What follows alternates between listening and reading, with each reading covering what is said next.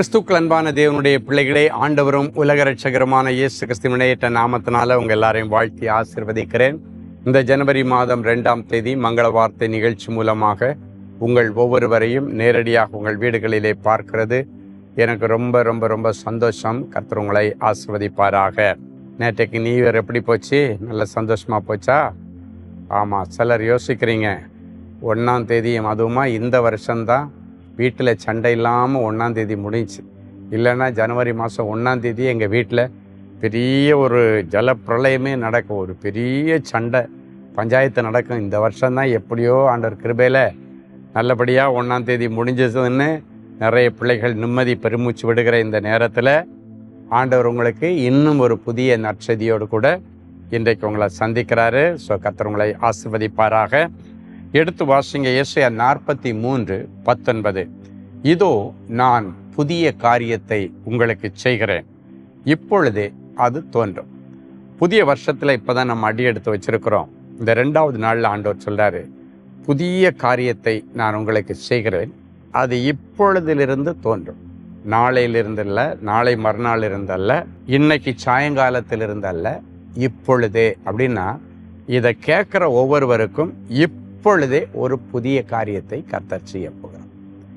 பழையவைகள் எல்லாம் ஒளிந்து போயின, எல்லாம் புதிதாயின.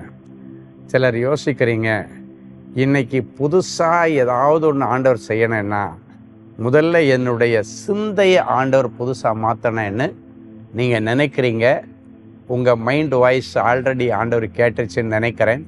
ஆண்டவர் சொல்கிறாரு, கிறிஸ்து இயேசுவின் சிந்தையே உங்களுக்குள்ளே இருப்பதாக. அப்படின்னா இந்த நாட்களுக்கு பிறகு இந்த வசனத்தின்படி கிறிஸ்து இயேசுவின் சிந்தையாக உங்கள் சிந்தையை மாற்றுகிறார். அப்படின்னா உன்னுடைய மைண்ட் செட்டில் நீ இந்த வருஷம் நீ ஓட மாட்ட, கிறிஸ்து இயேசுனுடைய மைண்ட் செட்டில் நீ ஓடுவேன். நிறைய பேர் முகத்தில் ஒரு பெரிய புன்சிரிப்பையும் ஒரு சந்தோஷத்தையும் பார்க்குறேன். அப்பா, ஏசப்பாவுடைய மைண்ட் செட் எனக்குள்ளே வந்துருச்சு அப்படின்னு நிறைய பேர் நிம்மதி பெருமிச்சு விட்றீங்க. ஆண்டவருக்கு நன்றி செலுத்துகிறேன். ஸோ கடந்த நாட்களில் ரொம்ப கோபக்காரனாக இருந்திருக்கலாம், அடுத்தவங்களை கண்ணீர் வடிக்க வச்சே அழகு பார்த்துருக்கலாம், அதில் ஒரு சந்தோஷத்தை நீ பார்த்துருக்கலாம். இன்னைக்கு பிறகு அப்படி இல்லை, அடுத்தவங்களை சிரிக்க வச்சு நீ சந்தோஷப்படுகிற ஒரு புதிய மைண்ட் செட்டை கர்த்தர் இன்னைக்கு உங்களுக்கு தருவார். ஸோ இதோ சகலத்தையும் புதிதாக்குகிறேன், அது இப்பொழுதே தோன்றுனா இந்த நிமிஷத்திலிருந்து நீ வாழ்கிறது நீ அல்ல, கிறிஸ்து உனக்குள்ளே இருந்து வாழ்ந்து இந்த வருஷம் முழுவதும் நிறைய சாதனைகளை படைக்க போகிற கிறிஸ்தியனுடைய சிந்தை, புதிய சிந்தையை கர்த்தர் தருவார், புதிய கிருபையை தருவார். காலைதோறும் அவருடைய கிருபைகள் புதிதாக இருக்கிறது என்று சொல்லப்பட்டிருக்கிறது. இன்றைக்கு ஒரு புதிய கிருபையை கர்த்தர் உனக்கு தருவார். இந்த புதிய வருஷத்தை வெற்றிகரமாக நடத்துகிற ஒரு புதிய அபிஷேகம், ஒரு புது பலன், கழுகுகளுக்கு புது பலன் கொடுக்கறது போல இன்னைக்கு ஒரு நியூ ஸ்ட்ரெங்க் உனக்கு கொடுக்க போகிறாரு. சிலர் பழைய வேலையில் எனக்கு திருப்தியே இல்லை, பரவாயில்ல, ஒரு புதிய வேலையை பெரிதும் அனுகூலமுமான பூட்டப்படாத ஒரு நல்ல திறந்த வாசலை கர்த்தர் இந்த நாட்களில் உனக்கு திறந்து கொடுத்து இந்த வருஷம் முழுவதும் ஆண்டவருடைய கரத்தை பிடிச்சிட்டு நடக்க கர்த்தர் உங்களுக்கு உதவி செய்வாராக. எதெல்லாம் பழசு என்ன பாவத்தில் நடத்திச்சோ அப்படிப்பட்ட பாவ வாழ்க்கை எனக்கு வேண்டாம், எனக்கு புதிய ஆவிக்குரிய வாழ்க்கை வேணும்னு சொல்லி ஆசைப்படுகிறவங்களுடைய நியாயமான விருப்பத்தை கர்த்தர் இந்த நாளிலே நிறைவேற்றுவார். சரி, ஒரு நல்ல சாட்சியை கேட்கலாமா? Brother Anandraj from Chennai. நான் வேலை செய்யும் அலுவலகத்தில் எனக்கு எதிராக பொய்யான குற்றச்சாட்டை சொல்லி என்னை மிகவும் துன்பப்படுத்தினார்கள். நான் கவலையுடனும் கண்ணீருடனும் அன்பரின் பாதத்து ஒரு நாள் உபவாச கூடுகையில் கலந்து கொண்டு என்னுடைய குறைவுகளை ஜெப விண்ணப்ப படிவத்தில் எழுதி கொடுத்தேன். சகோதரர் ஸ்டீஃபன் அவர்களும் அவருடைய குழுவினரும் என்னுடைய ஜெப விண்ணப்பங்களுக்காக ஜெபித்தார்கள்.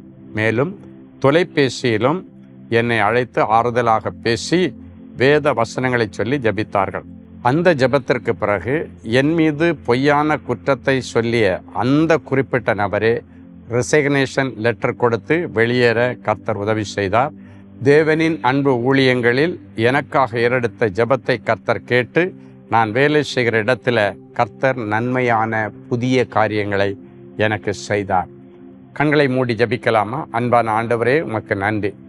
ஆனந்தராஜுடைய சாட்சியில் எந்த இடத்துல என் பிள்ளை நெருக்கப்பட்டானோ அதே இடத்துல கர்த்தர் அவனை தலை நிமிர்ந்து நிற்க பண்ணி அவனுக்கு விரோதமாய் உருவாக்கப்பட்ட எல்லா ஆயுதங்களை அழித்து ஒரு புதிய சமாதானமான வேலை செய்கிற ஒரு சூழ்நிலையை ஏற்படுத்தின தேவனே, இந்த வருஷம் முழுவதும் என் பிள்ளைகள் வேலை செய்கிற இடத்திலும், வியாபாரம் பண்ணுகிற இடத்திலும், ஊழியம் செய்கிற இடத்திலும் இப்படிப்பட்ட சமாதானமான சூழ்நிலைகள் வரட்டும். சகலத்தையும் புதிதாக்குகிற ஆண்டவர் இப்பொழுதே தோன்றும் என்று சொன்ன ஆண்டவர், இப்பொழுதே இவர்களுக்குள்ளே ஒரு புதுபலன், இப்பொழுதே இவர்களுக்குள்ள புதிய அபிஷேகம், இப்பொழுதே இவர்களுடைய வாழ்க்கையில் ஒரு புதிய கிருபை, புதிய வாய்ப்புகள், புதிய வாசல்கள் என் பிள்ளைகளுக்கு திறக்கப்பட்டு இந்த வருஷம் முழுவதும் என் பிள்ளைகளுடைய இருதயம் கர்த்தர் செய்த நன்மைகளை நினைத்து நன்றி சொல்லிக் கொண்டே இருக்கத்தக்கதாக கர்த்தர் உதவி செய்வீராக.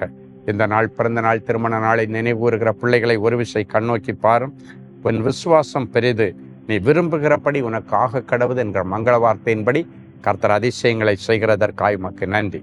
இயேசுவின் மூலம் பிதாவே, ஆமென். என் அன்பு தேவனுடைய பிள்ளைகளே, 2026 முதல் அன்பரின் பாதத்தில் ஒரு நாள் கூட்டம் நாளைக்கு நமக்கு சென்னையில் உள்ள பிகேஎன் ஆடிட்டோரியத்தில் வச்சு நடக்க போகுது.